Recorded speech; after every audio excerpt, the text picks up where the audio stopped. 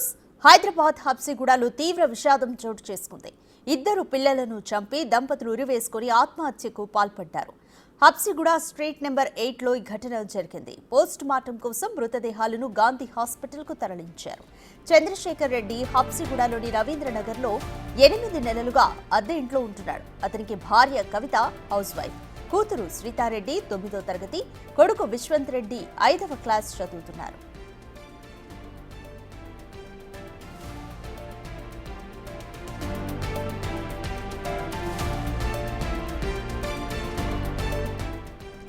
అయితే చంద్రశేఖర్ రెడ్డి ప్రైవేట్ కాలేజీలో లెక్చరర్ గా జాబ్ చేసేవాడు. 6 నెలల కిందట ఉద్యోగం వదిలేశాడు. దీంతో ఆర్థిక ఇబ్బందులు తలెత్తినట్లుగా తెలుస్తోంది. సోమవారం రాత్రి 9 గంటల టైంలో బాబుకు విషమిచ్చి పాపను ఉరివేశారు. పిల్లలిద్దరూ చనిపోయారని నిర్ధారించుకున్న తర్వాత భార్యాభర్తలిద్దరూ చెరొక గదిలో ఉరివేసుకుని ఆత్మహత్య చేసుకున్నట్లు సీఐ రవీంద్ర నాయక్ తెలిపారు. చంద్రశేఖర్ రెడ్డి స్వగ్రామం మహబూబ్ నగర్ జిల్లా కడ్తాల్ మండలంగా గుర్తించారు. మృతదేహాలను గాంధీకి తరలించినట్లుగా చెప్పారు.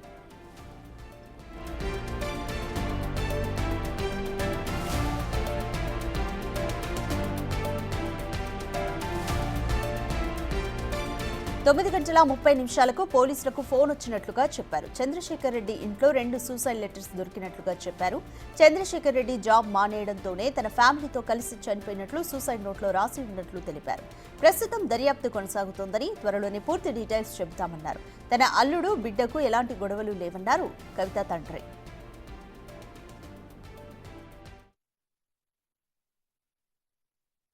తొమ్మిదిన్నరకి మా పోలీస్ స్టేషన్ నంబర్కి 100 డైల్ కాల్ రావడం జరిగింది. దాంట్లో ఏంటంటే ఇక్కడ హబ్సిగూడలో రవీంద్రనగర్ కాలనీలో ఒక ఫ్యామిలీ మొత్తం సూసైడ్ చేసుకుందని చెప్పేసి మాకు సమాచారం రాగానే మేము పోలీసులమంతా ఇక్కడ చేరుకొని లోపల ఇంట్లోకి పోయి విచారణ చేయగా దాంట్లో కొన్ని 2 లెటర్స్ దొరికినాయి. ఎవరైతే దీంట్లో డిసీజ్డ్ పర్సన్ చంద్రశేఖర్ రెడ్డి, ఈయనకు దాదాపు ఒక 42 సంవత్సరాలు ఉంటాయి.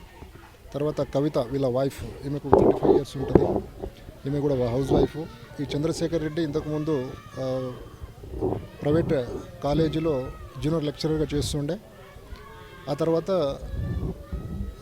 కొన్ని రోజుల క్రితం ఈయన జాబ్ మానేసిన తర్వాత ఈ ఫైనాన్షియల్ క్రైసిస్ ఏదో చాలా రోజుల నుంచి ఉన్నాయంట.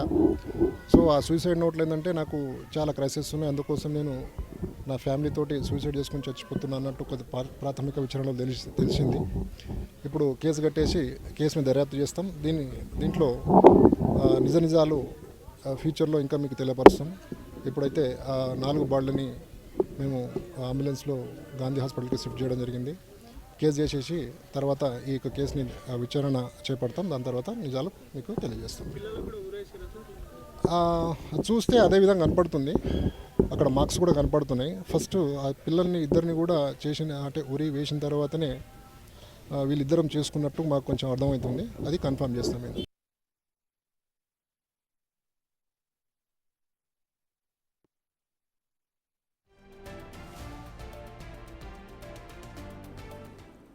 ఇదే విషయంపై బోర్డు డీటెయిల్స్ మా ప్రతినిధి సుజాత అందిస్తారు. సుజాత, చంద్రశేఖర్ రెడ్డి అసలు జాబ్ మానేయడానికి గల కారణం ఏంటి? ఆర్థిక ఇబ్బందులతోనే సూసైడ్ చేసుకున్నారా? హబ్సిగూడలో నివాసం ఉంటున్నటువంటి చంద్రశేఖర్ రెడ్డి కుటుంబం నిన్న 9 గంటల ప్రాంతంలో సూసైడ్ చేసుకొని చనిపోయినటువంటి ఘటన చోటు చేసుకుంది. 3వ ఫ్లోర్లో చంద్రశేఖర్ రెడ్డి 1 ఇయర్ క్రితం ఇక్కడికి వచ్చి కుటుంబ సభ్యులతో ఉంటున్నాడు. అయితే కొన్ని సంవత్సరాల నుంచి తనకు ఆర్థిక ఇబ్బందులు ఒత్తిళ్ల వల్లనే అటు ఉద్యోగం చేయలేక, మరోవైపు ఉన్నటువంటి అప్పులు తీర్చలేక రోజు రోజుకి అప్పుల భారీ ఎక్కువ అవడంతో తన మానసికంగా కృంగిపోయి ఉన్నటువంటి ఉద్యోగాన్ని కూడా వదిలేసి అసలు ఏం చేయాలి, ఎలా బ్రతకాలి, ఉన్నటువంటి అప్పుల్ని ఎలా తీర్చాలి అని మానసికంగా రోజు బాధపడుతున్నట్లు తెలుస్తుంది. అయితే నిన్న 9 గంటల ప్రాంతంలో ఎలా అయినా సరే ఈ అప్పులు తీర్చలేను, ఒకవైపు ఉద్యోగాన్ని వదిలేశాను, మరోవైపు పిల్లల భవిష్యత్ ఏంటి, మేము లేకపోతే పిల్లలు ఏమైపోతారు అని నిర్ణయించుకున్నటువంటి చంద్రశేఖర్ రెడ్డి తన భార్య పిల్లలు 4తో కలిసి నిన్న సూసైడ్ చేసుకున్నారు. ఎంతసేపటికి డోర్లు తీయకపోవడంతో కిందే ఉన్నటువంటి వాళ్ళు పైకొచ్చి డోర్ కొట్టారు. అప్పటికే లోపల ఉరివేసుకొని చనిపోయినటువంటి కుటుంబ సభ్యులతో పాటు పిల్లల్ని కూడా ముందుగా హ్యాంగ్ చేసి ఆ తర్వాత వాళ్ళు చనిపోయారు అని చెప్పి నిర్ధారించిన తర్వాతే భార్యాభర్తలు ఇద్దరు కూడా చనిపోయినట్లు పోలీసులు చెప్తున్నారు. గతం నుంచి ఆర్థిక ఇబ్బందులే వీళ్ళని ఎక్కువ మానసికంగా కృంగతీయడంతోనే సూసైడ్ చేసుకున్నట్లు పోలీసులు చెప్తున్నారు.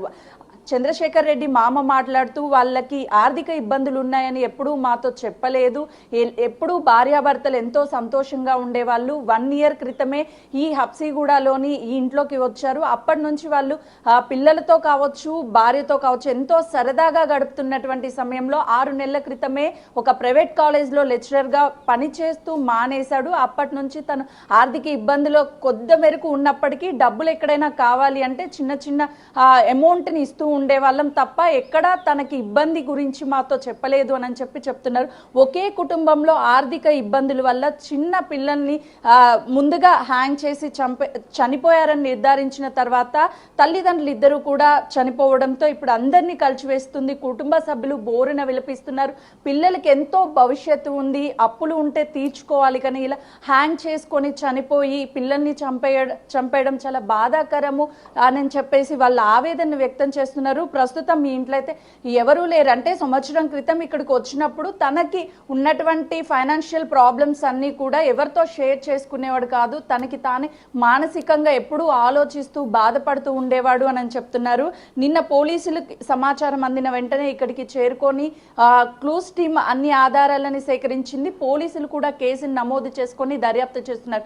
ప్రస్తుతం చంద్రశేఖర్ రెడ్డి మృతదేహాలని గాంధీ హాస్పిటల్కి తరలించారు. సొంత గ్రామమైన కల్వకుర్తికి కూడా ఈరోజు పోస్ట్ మార్టం అనంతరం కూడా తరలించే అవకాశం ఉంటుంది. వీళ్ళు కేవలం ఫైనాన్షియల్ గా ఇబ్బంది పడుతూనే సూసైడ్ చేసుకున్నట్లు ఆ టైంలో లోపల నుంచి ఎలాంటి అరుపులు రాకపోవడం వల్ల ఎవరికి ఎలాంటి అనుమానం రాలేదు.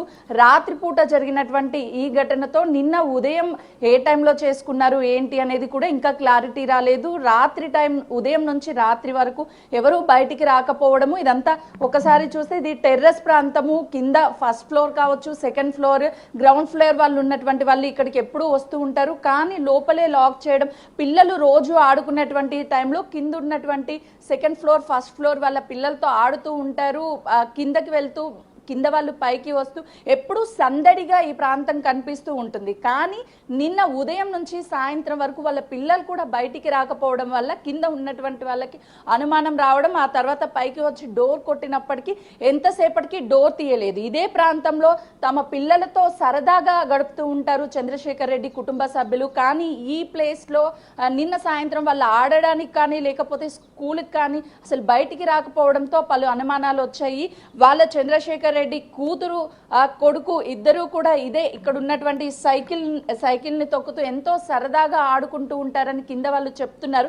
ఫ్లోర్ వాళ్ళు వాళ్ళ పిల్లలకి కూడా కనీసము కింద ఉన్నటువంటి పిల్లలకి పైన సూసైడ్ జరిగిందని కానీ లేకపోతే రోజు తమతో ఆడుకుంటున్నటువంటి పిల్లలు ఇక లేరు, చనిపోయారన్న విషయం కూడా చెప్పలేదు. వాళ్ళు భయపడతారని కింద ఫ్లోర్ వాళ్ళకి ఎవరికి తెలియకుండా పిల్లలకి ఇప్పటికైతే దాచేస్తున్నారు. కానీ రోజు ఎంతో సరదాగా ఉండేటువంటి కుటుంబ సభ్యులు ఒక్కసారిగా ఇలా సూసైడ్ చేసుకోవడం, సూసైడ్ నోట్లో చాలా క్లియర్గా ఆర్థిక ఇబ్బందులే కారణమని రాయడము, ఇదంతా ఇప్పుడు అందరినీ కలిచివేస్తుంది. Thank you Sujatha.